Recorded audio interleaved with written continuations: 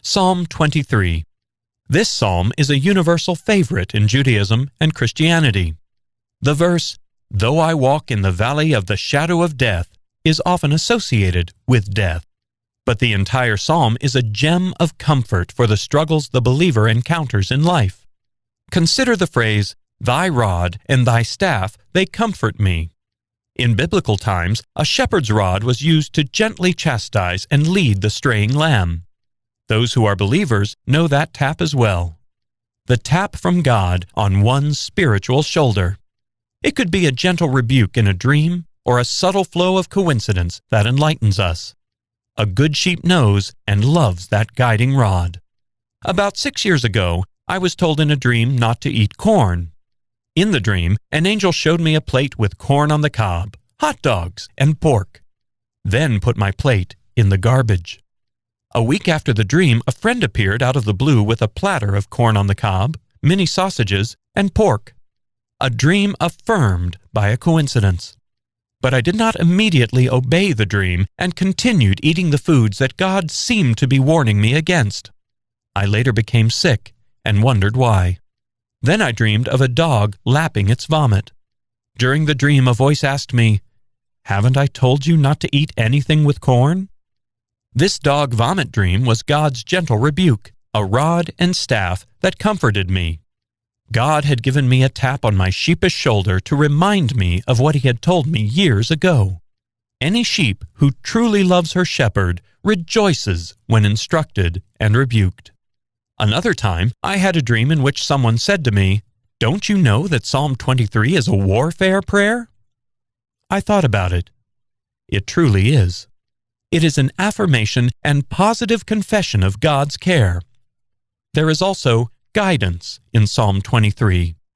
He leads to still waters in the path of righteousness and by His rod and His staff. Whenever some Christians hear the word lost or lost sheep, they often imagine a sinner or someone who lost his moral way. But being lost is more than that. It is also a description of the human condition. The Bible views human life as pitiful and mired in darkness and confusing.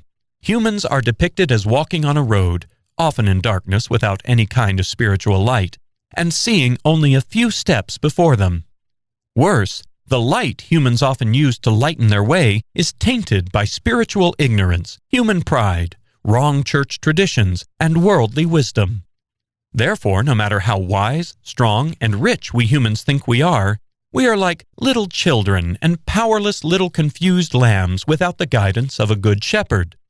The Good Shepherd is God with us, God's Holy Spirit within, the one called alongside to help. Human adults often consider themselves shrewd and in the know. There are programs, old wives' tales, colleges, experts, astrologers, mediums, fortune tellers, counselors, pundits, and magazines that tell humans how to keep sane, how to get true love, how to live healthily, how to know and control our future, how to grow wealthy, get the best job, and how to conquer or avoid obstacles in life.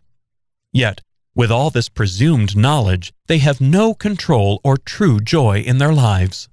Humans walk around doing so-called intelligent things, which God considers such things stupid. But God knows the way the world really works. God sees humans as little sheep who are snared by traps, preyed upon by wolves, serpents, and lions, self-deceived, or deceived by worldly wisdom. We are like sheep who feel we have triumphed when we sneak out of a locked pen, but we don't realize that the shepherd's rules and the edges of the fold were made to protect us. In short, humans are as stubborn, pig-headed, blind, and stupid as sheep are. We need a shepherd, and we need to know we would be lost without a shepherd. When a lost sheep is back with his master, he realizes how utterly lost he was. Not just morally lost in sin, missing the mark, not just lost in trespasses, walking into a dangerous or illegal field where one doesn't belong, not just lost in iniquity, treating sins partially, excusing oneself or one's friends while judging others for the same sin, but lost in how and where we look for worth, lost in where we look for true food, lost in powerlessness, and lost in how we walk the road of life. Psalm 23 is a psalm that shows us what a good shepherd can do for us. One should never underestimate the importance of having a good shepherd who knows the way we should go. How wonderful it is to have a shepherd who knows exactly what each of us should eat for our own unique bodies.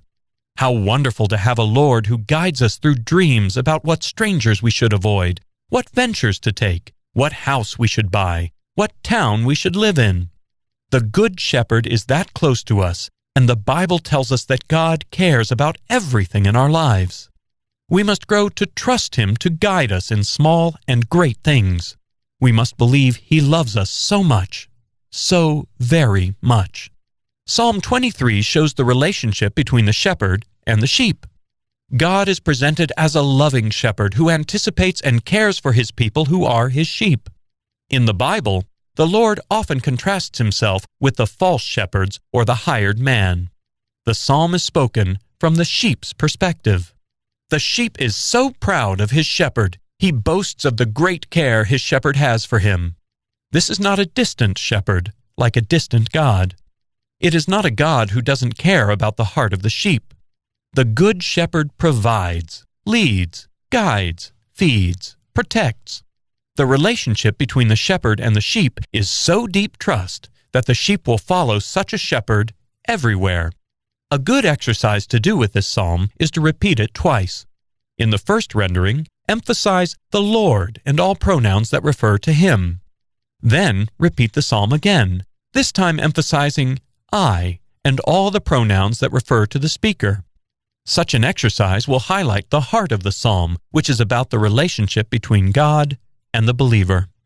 Verse 1, a psalm of David.